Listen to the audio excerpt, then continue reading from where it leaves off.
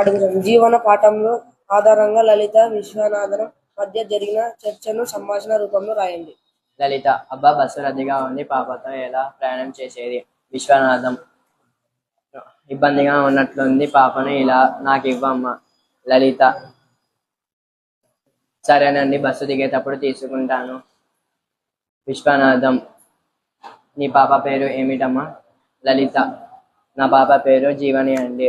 విశ్వనాథం: ఎక్కడి నుంచి వస్తున్నావమ్మా? లలిత: టీకా వేయించడానికి ఆసుపత్రి నుంచి ఇంటికి వస్తున్నాను. నేను దిగే స్టేజ్ వచ్చింది, దిగుతాను. పాపను పట్టుకున్నందుకు ధన్యవాదాలు.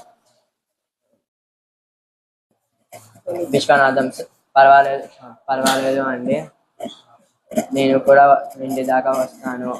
నాకు కూడా ఇలాంటి